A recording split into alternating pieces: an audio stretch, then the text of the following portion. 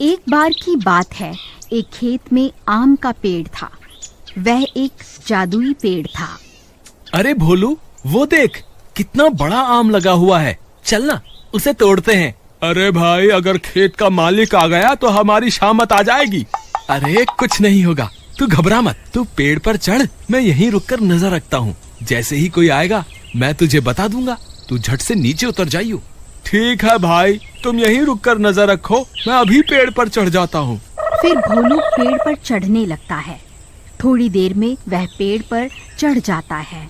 अरे भोलू, वो देख तेरे सर के ऊपर एक बहुत बड़ा आम लगा हुआ है, उसे तोड़। वह दोनों आम तोड़ने में लगे हुए होते हैं।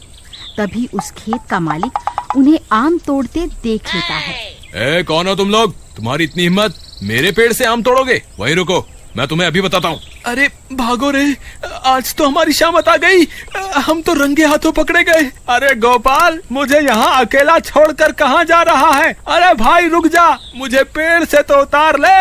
अरे गोपाल भाई रुक जाओ, नहीं तो ये किसान मेरी हड्डी पसली एक कर देगा। अरे मर गया रे, अब क्या करूँ? ये कमबख्त तो मुझे अकेला छोड़कर ही भाग गया। फिर भोलू बहुत डर जाता है और जल्दीबाजी में पेड़ से नीचे कूद जाता है। अरे मर गया रे, अरे मेरी तो टांग ही टूट गई। अरे गोपाल भाई मेरी मदद करो। तभी वह खेत का मालिक वहाँ पहुँच जाता है और भोलू की खूब पिटाई करता है। अरे मर गया रे, अरे भाई मुझे माफ कर दो, आगे से कभी तुम्हारे पेड़ से आम नहीं तोड़ूंगा।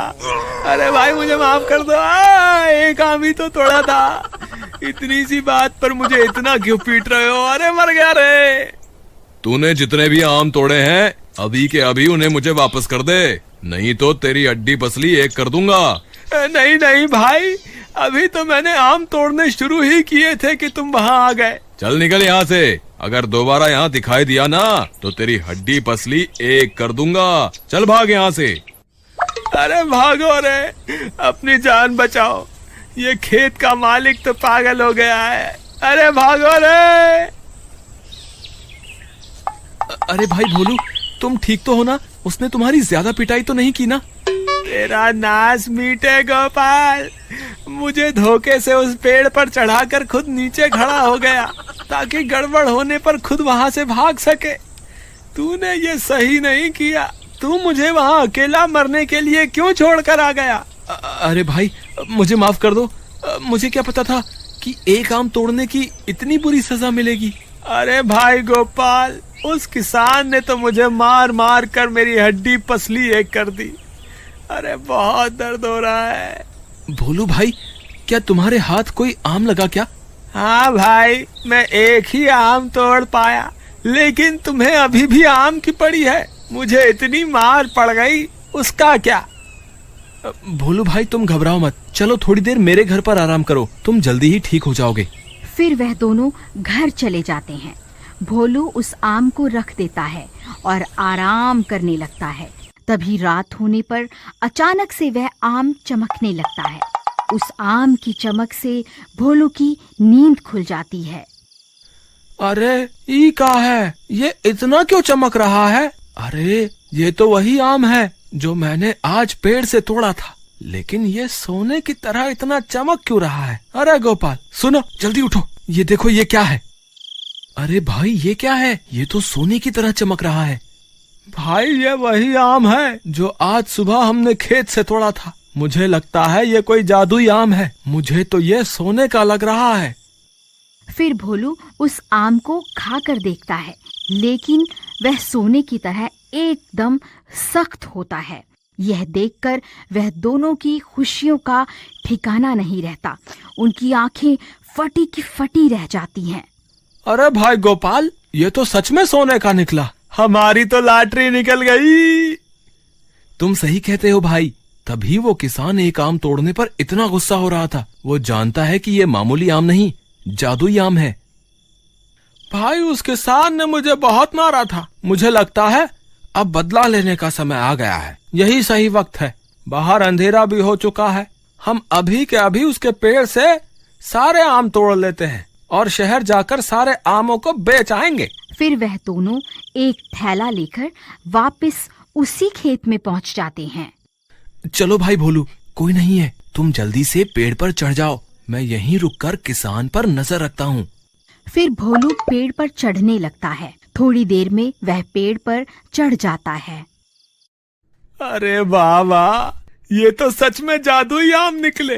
देखो भाई गोपाल, मेरे आम तोड़ते ही ये सोने में बदल गया। भाई जल्दी से सारे आम तोड़ लो, फिर हम माला माल हो जाएंगे। फिर अधिक लालच के चक्कर में भोलू और ऊपर चढ़ जाता है और सारे आम तोड़ने लगता है। तभी वहां से एक आदमी गुजर रहा होता है। वह उन्हें आम तोड़ते हुए देख लेता है। अरे भाई, ये तुम क्या कर रहे हो? ये तो सोहनलाल का पेड़ है, तुम उसके आम क्यों तोड़ रहे हो? अरे चल भाग यहाँ से, नहीं तो तेरी हड्डी पसली एक कर दूंगा। फिर वह आदमी भागता हुआ जाता है और सोहनलाल को सारी बात बता देता है। खेत में चोरी की बात सुनकर सोहनलाल गुस्से से लाल हो जाता है और अपनी लाठी लेकर खेत की ओर चल देता है। अरे चोरों, रुक जाओ, अभी के अभी वहीं रुक जाओ, नहीं तो तुम्हारी खैर नहीं। अरे मर गए रे। भोलू भाई जल्दी उतरो, किसान हाथ में लठ लेकर इसी ओर आ रहा है। फिर भोलू जल्दी से सारे आम लेकर नीचे उतर जाता है और वह दोनों वहां से भाग जाते हैं। अरे भागो रे, अपनी जान बचाओ। गोपाल भाई, अगर इसने हमें पकड़ लिया तो ये हमको बहुत मारेगा। अरे मर गए रे, अभी तो मेरी सुबह की दर्द भी ठीक नहीं हुई, मैं और मार नहीं खा सकता भाई। भागो रे भागो। फिर वह दोनों भागकर अपने घर आ जाते हैं। अरे बच गए रे, आज तो बाल बाल बच गए। फिर भोलू आम का थैला खोल कर देखता है और वह हैरान रह जाता है। सारे आम सोने में बदल चुके होते हैं। अरे वाह वाह, हम तो माला माल हो गए। वाह, आज तो मजा ही आ गया। वहीं दूसरी तरफ जब वह किसान अपने खेत पर पहुंचता है तो वह हैरान रह जाता है।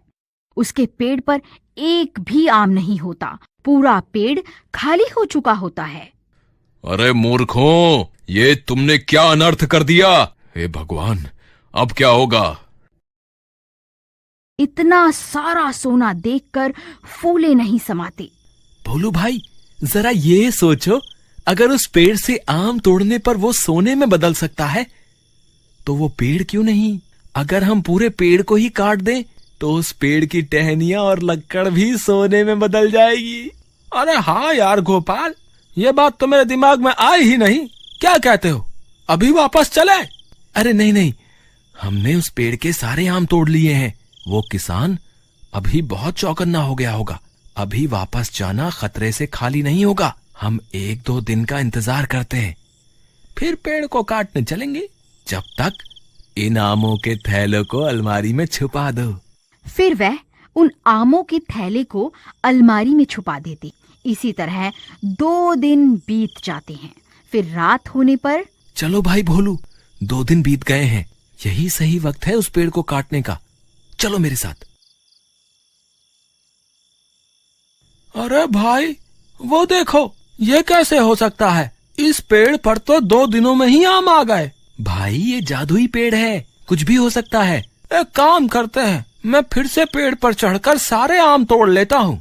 अरे बेवकूफ, अगर हमने फिर से आम तोड़ लिए तो किसान इस पेड़ के आसपास पहरा बिठा देगा, फिर हम कभी भी इस पेड़ से आम नहीं तोड़ पाएंगे।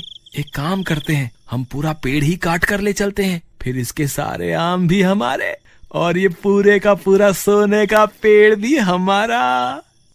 फिर इतना सोचकर वह पूरा का पूरा पेड़ ही काटने लगते हैं। कुछ ही देर में वह पूरा पेड़ काट देते हैं। फिर जैसे ही वह लोग पेड़ को काटते हैं, पूरा का पूरा पेड़ सूख जाता है।